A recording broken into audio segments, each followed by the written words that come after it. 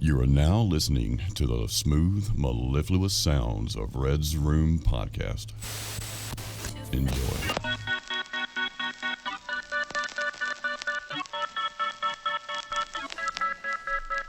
Welcome to episode number 26 of the Red's Room Podcast. I'm your host, Red. And I'm your co-host, Jake.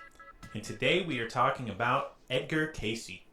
As always, our references are in the episode description. Okay, so I'm going to read a little backstory here on Edgar Cayce.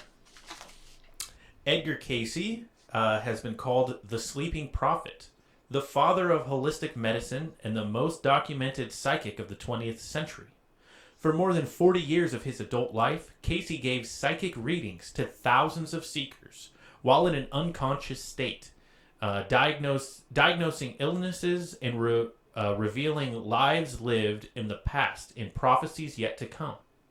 But who exactly was Edgar Cayce? Cayce was born on a farm in Hopkinsville, Kentucky in 1877, and his psychic abilities began to appear as early as his childhood. He was able to see and talk to his late grandfather's spirit and often played with imaginary friends, whom he said were spirits on the other side. He also displayed an uncanny ability to memorize the pages of a book simply by sleeping on it. These gifts labeled the young Cayce as strange, but all Cayce really wanted was to help others, especially children. Later in life, Cayce would find that he had the ability to put himself into a sleep-like state by lying down on a couch, closing his eyes, and folding his hands over his stomach. In this state of relaxation and meditation, he was able to place his mind in contact with all time and space, the universal consciousness, also known as the superconscious mind. From there, he could respond to questions as broad as, what are the secrets of the universe? And what is my purpose in life? To as specific as, what can I do to help my arthritis? And how were the pyramids of Egypt built? His responses to these questions came to be called readings, and their insights offer practical help and advice to individuals even today. He also made prophecies, including the destruction of New York City and California, claimed to be able to recall past lives, and promoted belief in the existence of a great civilization in Atlantis some 12,000 years ago. Many people are surprised to learn that Edgar Cayce was a devoted churchgoer and Sunday school teacher. At a young age, Cayce vowed to read the Bible for every year of his life, and at the time of his death in 1945, he had accomplished this task. Perhaps the readings said it best. When asked how to become psychic, Cayce's advice was to become more spiritual. And also, we referenced in our last episode of him predicting the destruction of New York City and California. That did not happen. He said was going to happen in 1900 AD. Yeah. But I believe there's some evidence of some predictions he made coming true. Definitely. Did you have some of that, Jake? Or some of his predictions that came true. So, this is a pretty well known one on all the videos and all the sites I went on. This one was definitely there. So, 6 months before the stock market crash of 1929, Edgar warned his close friends to sell their stocks. And the ones who ignored him eventually went broke. The stock market crashed. He supposedly got that one on the money. And later on in 1931, he also supposedly predicted that the economy would recover in 33. Okay. And he was right. It indeed did recover in 33. I found some other cool predictions about World War II ones. You say predictions? Predictions. My bad there. Like a cat. No. So, this one's pretty interesting here. In January 1934, Edgar predicted that Hitler would have full reign over Germany soon. And it ended up becoming true later that August. That one's a little sus. I found that one on a YouTube video, but I definitely thought it was cool. Interesting. Let's see another one about here. Edgar also spoke at length about the Dead Sea Scrolls from time to time and the people who created them. Yet the Dead Sea Scrolls weren't discovered until 1947, 2 years after his death. So that was another cool one. And then that's an interesting one. That is definitely an interesting one. And then One of the crazier ones too I have is on January 1st, 1945, Edgar told his wife that he was going to be buried in 4 days. 3 days later, he died of a stroke, and he was buried the next day. So there's like some cool ones there. Pretty cool. I don't know if the stock market one I definitely found everywhere. Some of the World War II ones. Yeah, I could use him for some investments right now. I can't completely verify the World War II ones, but if you look in the resources, you can see where I got those from.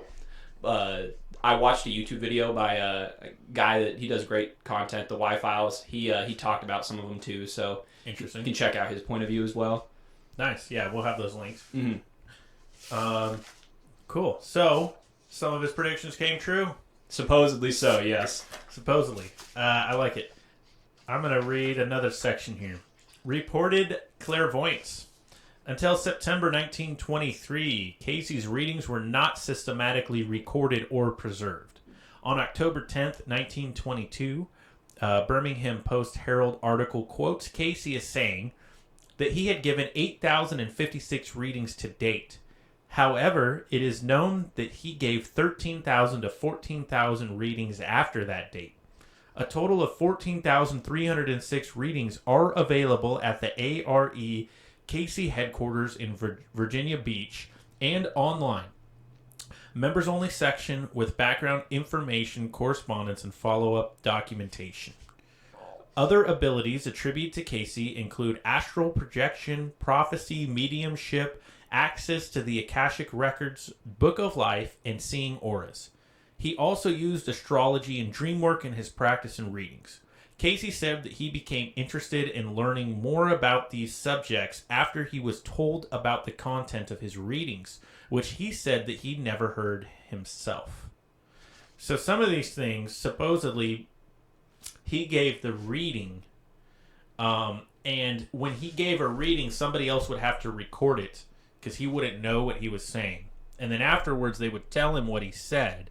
Oh, yeah, because he's in like that trance-like state. Yeah, and he didn't even know what he said he didn't even know what some of these were that he was talking, these things that he was talking about. Mm-hmm. Sorry if I butchered that explanation. I hope you got what I'm saying there. No, we got it. Yeah, interesting. And the Akashic Records, have you heard of that term before, Jake? Is it Akashic or Akashic? I could be butchering it. I recall hearing about that, yes. Yeah, that's supposedly like a library of records that you can only reach through like enlightenment. Something like that in a nutshell. Book of Life, I'm interested in what he means by the Book of Life. I'm thinking of in Armageddon, it says that you will be judged out of the Book of Life. Don't know if that's what he's talking about. I know about the Game of Life. I think these, I think these other things we've heard. Auras, astral projection, prophecy, mediumship. I feel like I say it on like every other fucking podcast we do, but the whole idea of enlightenment, it always comes around, and that's definitely what he seems to be pointing to. Right, or touching on. I don't think he ever claimed to be enlightened. That's just the vibe I get. But he could get this trance-like state, and he was able to kind of help you like an enlightened one. I don't know. Or read your type shit. Yeah, it's interesting. You got anything to touch on that section? No, I don't have a lot. I guess I can talk about the origins of how he got that. Supposedly. Yeah, let's get the origins through. Okay, so this is pretty much ripped from the wiki and a couple videos, but so supposedly when Edgar was 11 years old, he was in the woods reading the Bible when he was abruptly visited by a woman with wings. The woman asked him what he wanted in life, and you touched on this earlier. Edgar responded by saying he wanted to help others, especially children. So we get later on here. Edgar is not doing well in school at this time, and when his dad found out of his poor performance, he knocked him to the ground, gave him a good little schmack. And while Edgar was laying on the floor, the woman he talked to in the woods communicated with him again, telling him to lay his head on a school book and go to sleep. When he woke up, he knew everything from the book and can recite the book verbatim. So now, going on, I guess Edgar can literally just sleep on it and get the info that he needs to get. He ends up becoming a great student, And here's another cool one. Later on, Edgar suffered a spinal injury while playing at school, leaving him partially paralyzed. That night, he went to bed and gained knowledge of an herbal remedy to cure his injuries. His parents, with nothing else to do, prepared the cure, and it worked. His spinal injury was gone. There's another one like this, too. Supposedly, a little later on from this, he contracted laryngitis. Doctors were stumped, and Edgar went to see a hypnotist. During the trance, Edgar came to the conclusion that his laryngitis was caused by psychological paralysis. The hypnotist recommended him to increase blood flow to the area, and that cured him. So I guess this is like the origin of Edgar becoming like OP. But so at this, how do you suggest your own psychological paralysis though? Yeah, I don't fucking know. One's a little sus. That's the origin of the trance-like state. He's like, yeah, it's in my head. Can Yeah. you reprogram my own head? Yeah. What? So later on, Edgar's girlfriend or wife at the time convinces Edgar that he has a gift from God. And this is where it leads to him wanting to share it to others. Or the winged woman in the woods. Yeah, exactly. Could have been Lucifer. Or I think of like Lilith from Diablo. Lilith. You know, the god of hatred giving this dude info. I do want to say, though, I want the ability to sleep on a book and know it all. Dude, that would be... We could have the best you know podcast. how great our podcast would be? Yeah, we could just... Be like, guys, I slept on 6,000 books on this subject last night. Yeah. It was hard, but I fit them all under my bed. Yeah, now we have all the info you need to know. Yeah. But this goes on. He starts helping people out. In 1902, a 5-year-old had been struggling from a brain injury. Doctors are stumped. With no other options, the parents gained knowledge of Cayce, and they brought him to him. And he recommended that it was a simple spinal problem, and they just needed a few back adjustments. And within a few months, the child was good to go. So there's cool stories about little things like this. And obviously, take this guy's origin story with a grain of salt. I personally don't fucking know if he was visited by like a translucent winged woman, but maybe he was. I'm not going to say he was or he was not. Yeah, I don't know. I'm not going to say either way. On the wiki too, but before it gets into this, it talked about apparently he communed with like his deceased grandfather. So there's like a bunch of weird like psychic elements to this guy, and he definitely captured the attention of others. Like you said, he did 14,000 readings over his time or whatever. Yeah, that's insane. That is a ton of content, man. He's got the catalog that we want, but I don't know how much he was charging per reading. As far as I know, he didn't charge a penny. Yeah, that makes sense because I saw that he looked for donations to keep going. That was one of the things that kind of gave me a little bit more, I don't know, give a little bit more validity to him, is that he wasn't trying to make a buck off of it, which... Seems like he was really genuine and Seems that like he just it. wanted to help people. So that's awesome. I like that. I like it too, man. Says a lot about his character. And I did mention the ARE. I have a link to their website in there. This is still an official website for him. Okay. For there's like an organization around his. Now that I readings. think about it, I actually found some of the shit I got might have actually been from one of their websites. Yeah, they keep a record of his herbal remedies and the readings, and they follow up on things. So, pretty cool. That is cool pretty one cool. to check out if you want to know some more. Glad they're out there. So, do you have any more to mention on that before I get in this next section? I think this is a good segue to get into what you're going to go on with here. So this is one of the main reasons I wanted Definitely. to talk about Edgar Cayce. Edgar fucking Cayce. And that is Atlantis. Because for one, I will preface. You pulled a I meter. don't know that Atlantis was real, but I love the stories about Atlantis. It's so like fantastical and just great. I even love the Disney movies on Atlantis. I think Atlantis is awesome. Yeah, you're a defender of that one you were showing me. I forget. I showed you Atlantis. I showed you Yeah. Treasure Island too. Those were awesome movies. They should do movies like that again.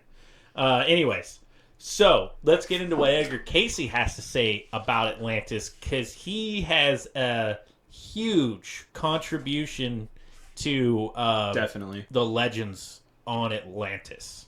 And maybe some evidence, too. Yes. And by the way, if you want a good introduction into Atlantis, we have an episode on it. Sorry, it was before we did video. There's no video, but the audio is up if you want to get some background knowledge on it. Feel free to check it out. If not, stick with us. Yeah, just like it anyways. No. So, let's get into this. According to Cayce, Atlantis, located from the Gulf of Mexico to Gibraltar, was destroyed in a final catastrophic event circa 10,000 BC.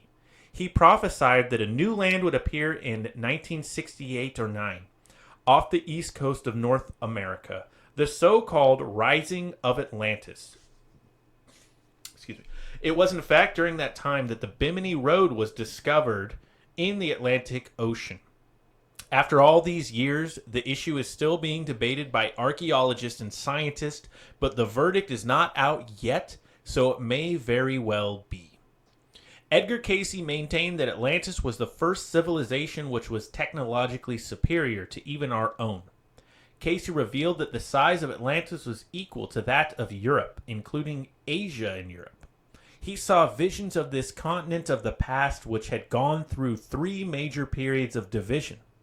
The first 2 occurred around 15,600 BC when the mainland was divided into islands. The 3 main islands of Atlantis Cayce named were Poseida, Og, and Arian. That's a weird one.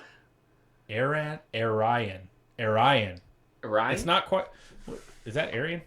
Yeah, that's how you. Arian. That's verbatim how you spell it. I don't like that one. Yeah, I don't like it. But Poseidon and Og, okay, sure. We'll go with those 2. Yeah. He claimed that the Atlanteans were well versed in technology that harnessed the power of the quantum world. This included the use of crystals and sound waves for healing, elevators and connecting tunnels that operated by compressed air and steam, quartz crystal science that was used to mine gold, copper, and silver from the earth. Atlanteans were adept at the use of silicone chips at levels unrivaled in the modern world. The crystal skull, for example, was cut with such infinite precision that no known modern tool could have replicated the job. They were familiar with the amplification power of crystals and laser technology and memory chips. They made extensive use of mass mental telepathy, psychokinesis,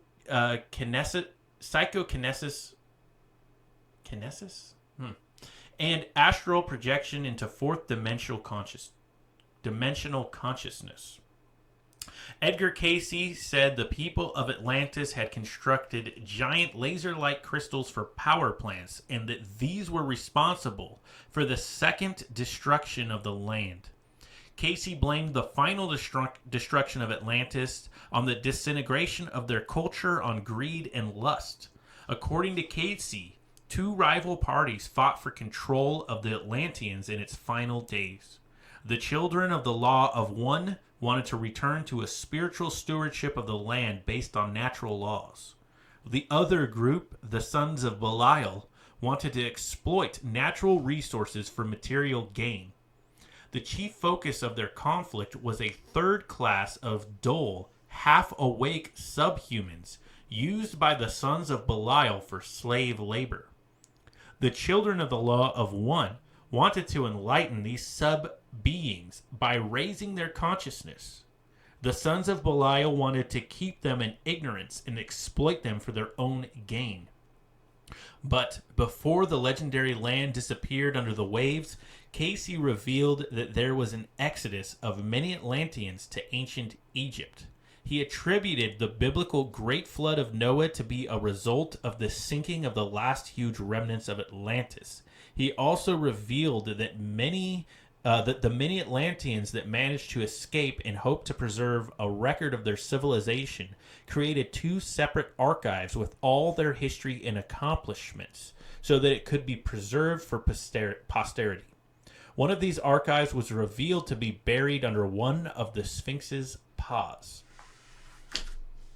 Okay, so there was a lot to unpack in his telling Once again, we got the fucking of flood. Atlantis. We got the Sphinx.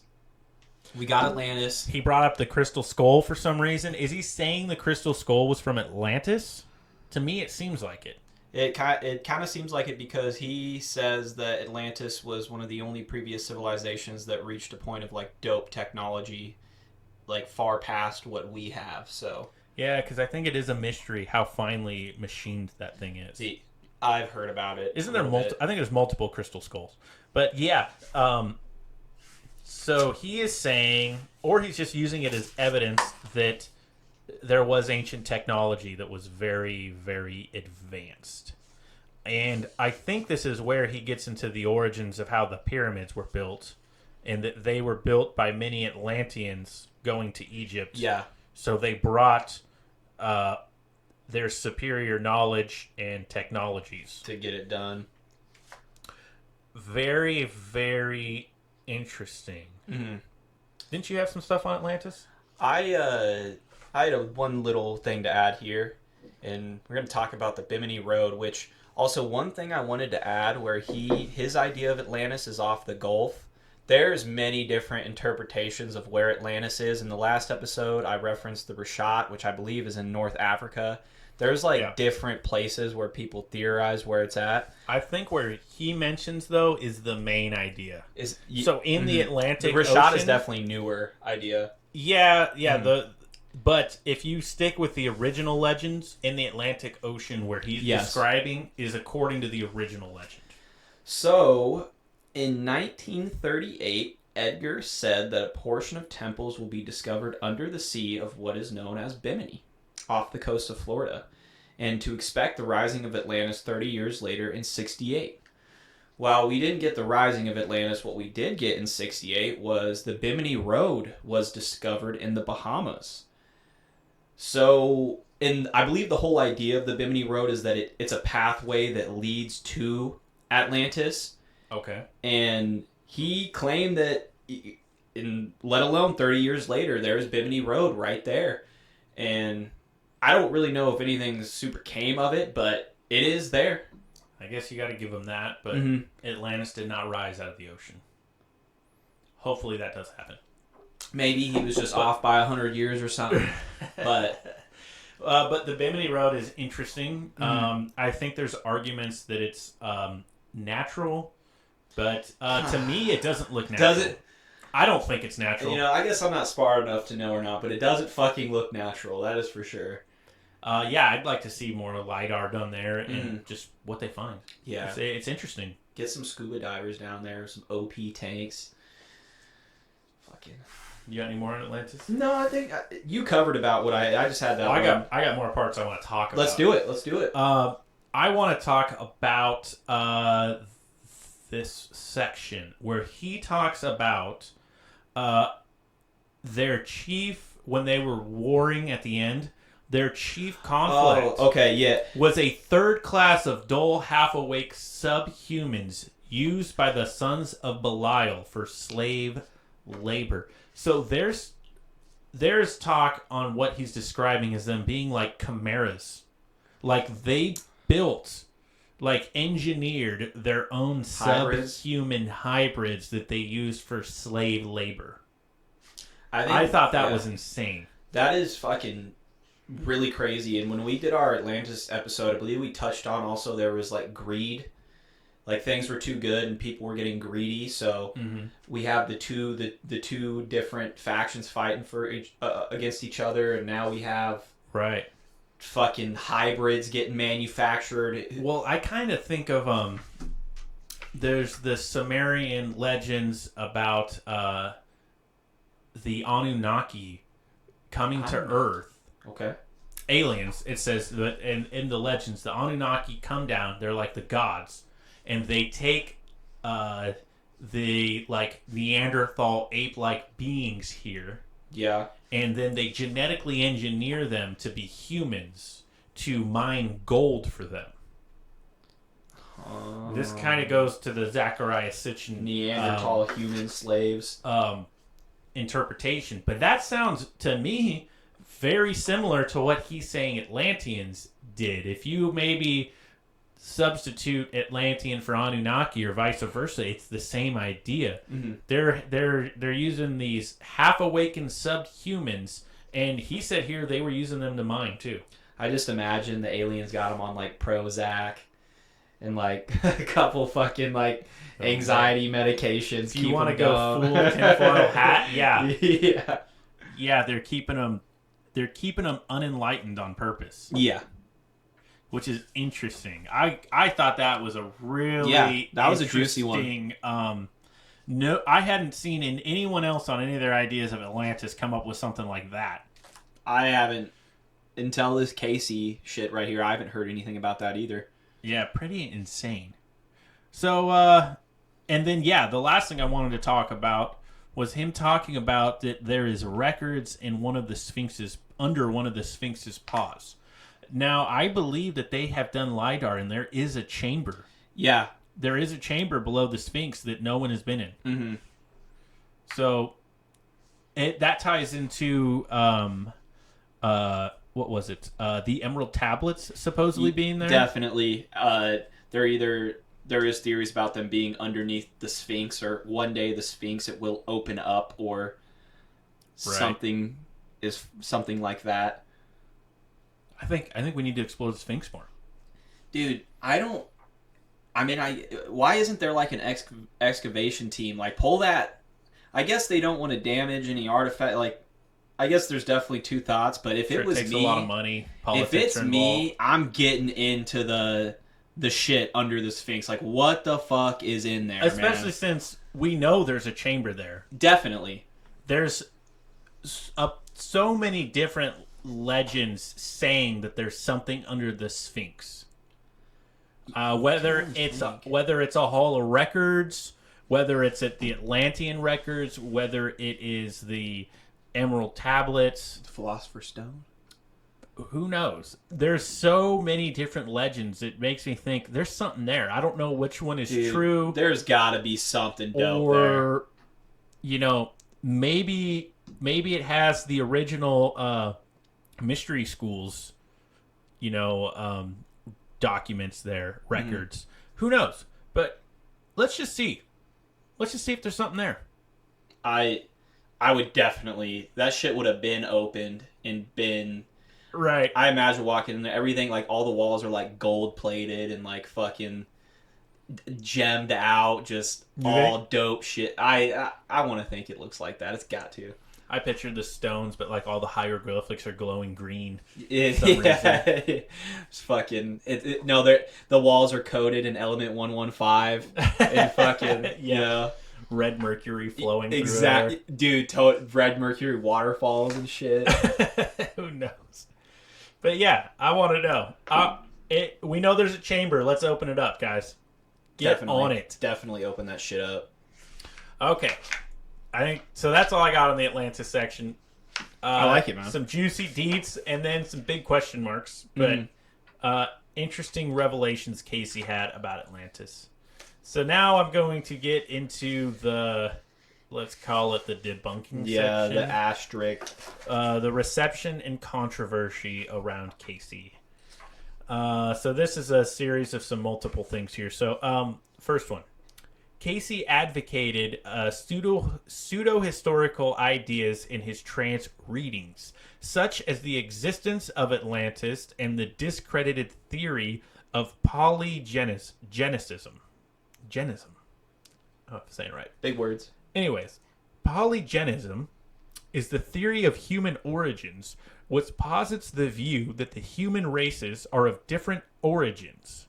This view is opposite to the idea of monogenism, which posits a single origin of humanity.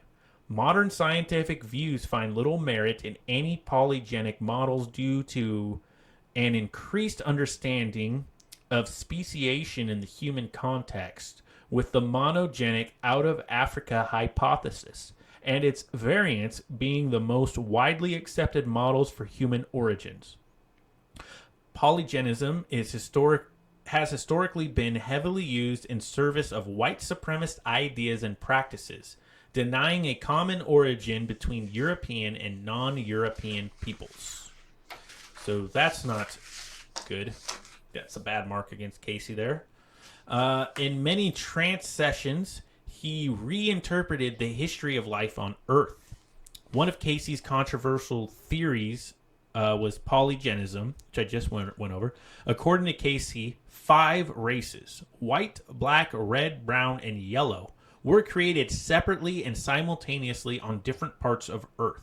He accepted the existence of aliens in Atlantis, saying that the red race developed in Atlantis and its development was rapid, and believed that soul entities on Earth intermingled with animals to produce things, such as giants, which were as tall as 12 feet. So he's getting a little out there. It's crazy how this dude's like a devout Christian at the same time of all this shit. Well, biblically there were giants. Yeah, that's true. But I don't Nephilim. know about the way he's describing it. Mm-hmm. But yeah, this kind of reminds me the root races of not only Nazism, but of the Theosophists. It was pretty popular back in the day. The idea that there were all these separate root races that came together into our race. And I will say that while some of it is mixed with Nazism, I think there is some, there were a couple different species other than Neanderthal that did interbreed and eventually did become us, right? But those would be subhuman. That was before we were human, right? I feel like it's also the history's wishy-washy. Like, it's hard to fucking know. I know what you're getting at, though. I've seen those ideas of... I don't know. I'm more of with the South Park teacher, his theory of evolution, how like 2 retard babies just fucking got together and made another retard baby. Oh my god. We just slowly evolved, you know? Okay. Maybe you. No. Yeah. All right. Gotta have a little evidence for my case, you know? So that's one thing heavily used to discredit him, is that his idea on human origins were pretty far off of the scientific understanding of it. Next thing here. In his 2003 book, The Skeptic's Dictionary, philosopher and skeptic Robert Todd Carroll wrote, Cayce is one of the main people responsible for some of the sillier notions about Atlantis. Carroll cited some of Cayce's discredited ideas, including his belief in a giant crystal activated by the sun to harness energy and provide power on Atlantis, and his prediction that in 1958 the United States would rediscover a death ray which had been used on Atlantis. Fuck, man. Who knows? Maybe they did discover it. I was going to say, his interpretation didn't seem that crazy until I hear those 2 fucking ones right there. Yeah, I think, anytime someone starts throwing around crystals, they get thrown into the woo-woo category. There's we've all heard about this kind of shit. Supposedly they were supposed to find a death ray in 58. Did you guys find a death ray, CIA? Did you find one? Let's be honest, though. If they do find it... Would they tell us? They're not going to fucking tell us, dude. That shit's getting sealed off. No one knows. Right. If anyone sketch around the scene, they're going to be found dead the next day. Hey, but to go with Robert Carroll here, what Cayce's saying does sound kind of insane. Yeah, that's what I'll give him that. I agree. Here's the next one, Mark, on him. During the 1930s, Cayce incorrectly predicted that North America would experience existential chaos. Yeah. Los Angeles, San Francisco will be among those that will be destroyed before New York. He also predicted that the second coming of Christ would occur in 1998. Dude, that one was so... I have that literally written down right here. When I saw that, I was like, the fuck, dude? I don't know, man. That's definitely didn't happen. Another one here. Science writers and skeptics say that Cayce reported psychic abilities were faked or non-existent. Health experts are critical of his unorthodox treatments, such as his promotion of pseudoscientific dieting and homeopathic remedies, which they consider quackery. And, the medical field always thinks that stuff's quackery. I like that. I didn't know that word. I had that same thing copied and pasted. I changed that word to whack. I was like, what the fuck? Oh, quackery. Quackery. Oh, I guess it's a little bit older word. Yeah. But yeah, basically means the same thing. It means whack. Next one. Evidence of Cayce's reported clairvoyance was derived from newspaper articles, affidavits, anecdotes, testimonials, and books, rather than empirical evidence which can be independently evaluated. Martin Gardner wrote that the verified claims and descriptions from Cayce's trances can be traced to ideas in books he had been reading by authors such as Carl Jung, P.D. Carl Jung, and then P.D. Auspikensky and Helena Blavatsky. Oh, name's familiar. Yeah, she's the one who invented theosophy. So Yep, that's definitely he had to get his ideas of root races from her. Yeah, there you go. Let's see. Gardner concluded that Cayce's trance readings contain little bits of information gleaned from here and there in the occult literature, spliced with occasional novelties from Cayce's unconscious. I think that is the best explanation of what probably happened. This is a good way to put it.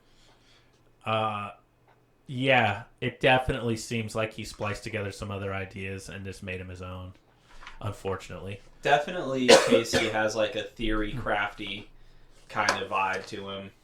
He's got an interesting way of putting it together, though. Mm-hmm. Next one here. Michael Shermer wrote, "And Why People Believe Weird Things." Uneducated beyond the 9th grade, Cayce acquired his broad knowledge through voracious reading, and from this he would elaborate tales. According to Shermer, Cayce was fantasy-prone from his youth, often talking with angels and receiving visions of his dead grandfather. Yep. Magicians James Randi said Cayce was fond of expressions like, "I feel that," and "perhaps," qualifying words used to avoid positive declarations, according to investor Joe Nickel. So, yeah, it's real easy to say, "I feel this," or "perhaps," when he's making some grand claim to someone on what they should do. It's like sort of giving him an out. It's like someone calls bullshit. Hey, I was just saying I had a feeling, man. Yeah. I didn't say it was for sure.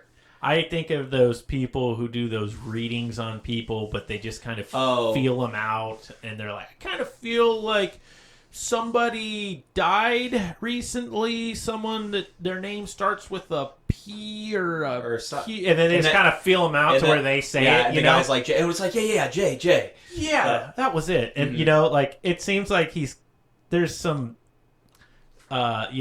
showmanship there in the way he does it.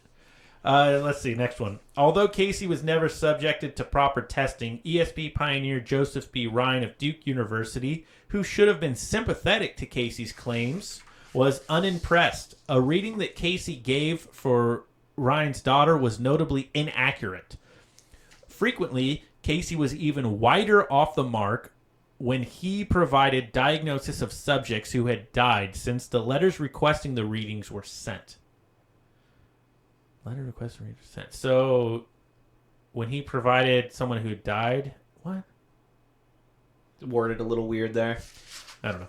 Basically, he's saying he's full of crap. Yeah, even that dude who is versed in ESP, he's even like, Yeah. Well, I don't know about you, fella. He's somebody who wants to believe in it and saying, no, his readings are very inaccurate. Yeah. Last one I got written here. Science writer Karen Stolzno wrote, "The reality is that his cures were hearsay and his treatments were folk remedies that were useless at best and dangerous at worst. Cayce wasn't able to cure his own cousin or his own son who died as a baby. Many of Cayce's readings took place after the patient had already died. Cayce's Association for Research and Enlightenment has also been criticized for promoting pseudoscience." I think that's what he was saying earlier. So when he says someone was going to die, he already knew they were dead. Yeah. I think that's what he was trying to say. So, I guess with all things, take it with a grain of salt. Definitely. I guess if you do 14,000 readings, some of them are bound to be true, right? Yeah, you throw so many at the dartboard, eventually you're going to hit the fucking bullseye. Yeah. I always want to leave that little room for doubt for maybe there's some truth there, but I gotta say, personally, I don't think he was psychic. I don't know. How do you feel, Jake? I'm gonna have to agree with you, though. I'm gonna have to agree with you for sure. I think he's a bullshitter. But the Bimini Road shit was like very, because I love Atlantis. We love Atlantis. I do love Atlantis, but he said it was going to rise out of the ocean. That's true. I feel like they were kind of reaching for any justification. Definitely. They're like, oh, but they discovered the Bimini Road. Yeah, they discovered. Yeah, It's like, yo, he said it was going to rise out of the ocean, like Atlantis was coming back. I feel. He also said they were going to find underwater temples, which they. I don't really think anything like that was found. I don't know. I want to believe that. I want to believe it. He had some. We'll have it linked down below in our sources. There was this website that was talking about predictions that are yet to come. Which there was a lot of them, and one of them that I thought was cool. He was discussing eventually longer human lifespans, which I feel like all of us can. A lot of people. Okay. And then another one which I thought was cool was eventually we will discover the design for a self-fueling perpetual motion machine, which. We've heard a lot of shit about that. The Bob Lazar shit, Element 115. Yeah. But definitely more like... What is the word I'm looking for? Like, it's like, come on, eventually we're going to figure out shit like that, so... Yeah, I'd say so. Yeah, eventually we are. But... It'd be more impressive if he gave him more precise data when it would happen. Exactly. He did give... Supposedly he had some dope World War II predictions. I can't verify... But I'm definitely gonna have to go with you here. I think he was a BSer. Yeah, but an interesting who character. Knows, though? A couple of interesting predictions there. Mm-hmm. Yeah, definitely worth looking into. Mm-hmm. I like his ideas on Atlantis are interesting. Definitely, he had some cool ones. Yeah. Well, I think that's all I got on Edgar Cayce. What about you, Jake? I'm tapped, man. I'm tapped. All right, guys. Thanks for listening. Drop us a like if you were into it, and comment. Let us know how you felt about it. Check out our merch store, and until next time, I'm Red. This is Jake. Thanks for listening. See ya.